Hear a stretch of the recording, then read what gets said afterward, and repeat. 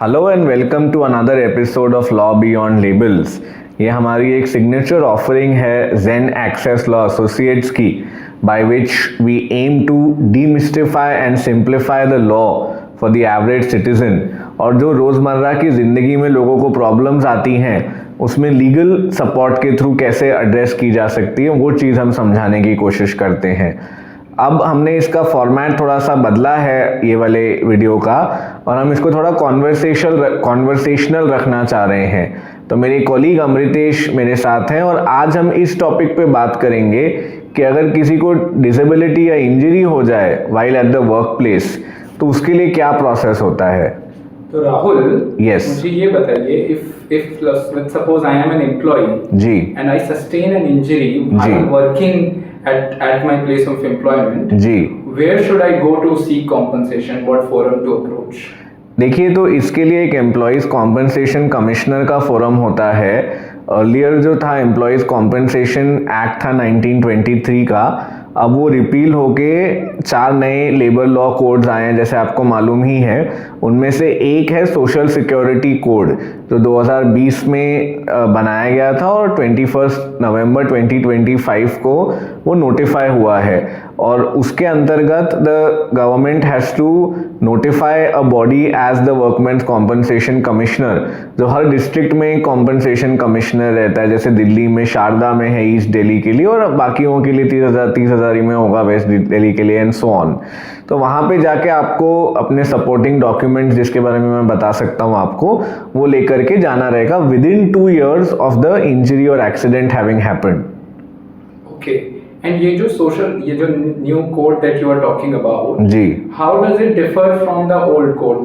What does it change?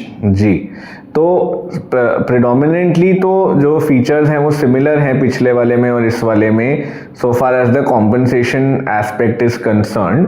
एक फ़र्क जो मेरी रीडिंग में जो डिफरेंट है वो ये है कि पिछले वाले कोड में ये कहा जाता था कि if you are violating the terms और कंडीशंस, जो जैसा आपके एम्प्लॉयर ने आपको कोई चीज़ एक तरीके से करने को बोला, right, but you are doing it in a different way और you are violating his instructions, in that case अगर आपको कोई इंजरी होती है तो वो that will not be covered within the ambit of the injury for which compensation will be given, ऐसा कहा गया था पिछले वाले लॉ में।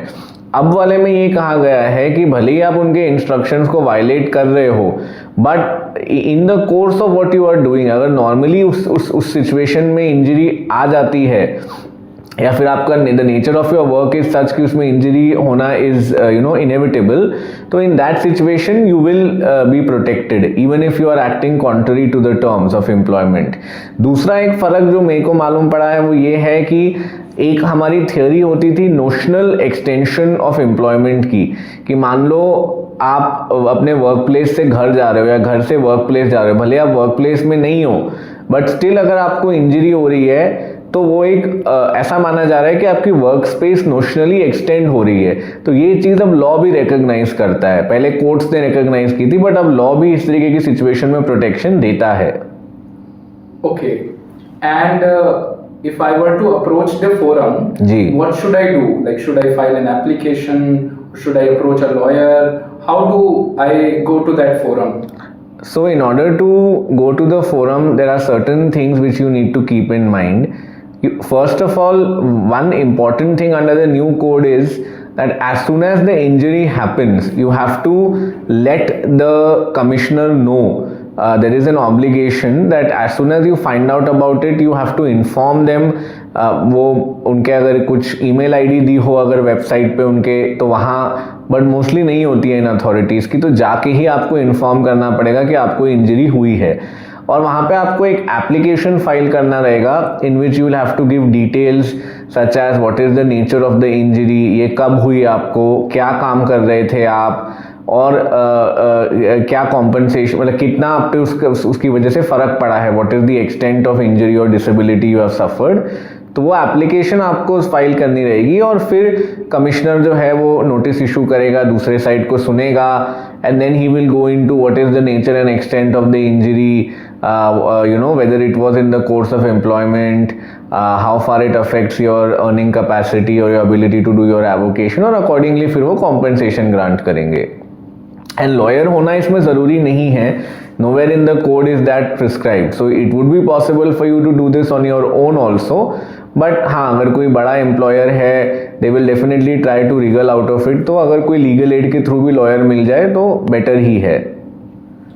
ओके राइट इसमें एक दो चीज़ें मैं और जस्ट बताना चाहूँगा for the benefit of our listeners कि किन टाइप के वर्कमैन को कॉम्पनसेशन मिलता है. तो इसमें नॉर्मली आप skilled, semi skilled, operational, manual तरीके का काम कर रहे हो तो आपको मिलता है. And 57 types of workman are specified in the schedule. जैसे कि मान लो कोई सर्कस में काम कर रहा है, कोई फायर ब्रिगेड में काम कर रहा है, कोई डाइविंग का काम कर रहा है, उस तरीके की सिचुएशंस में प्रोटेक्शन मिलता है. एंड अगर आप ड्रग्स या अल्कोहल के इन्फ्लुएंस में हो तब आपको ये इंजरी हो रही है, तो उस सिचुएशन में, या फिर आपको सेफ्टी इक्विपमेंट जो पहनने को बोला गया वो आप नहीं पहन रहे हो, फिर आपको कॉम्पनसेशन नहीं मिलेगा. और अगर आप सिविल कोर्ट में चले जाते हो कॉम्पनसेशन लेने, फिर आप इस ये कॉम्पनसेशन कमिश्नर के सामने नहीं आ सकते. So you have to choose your remedy.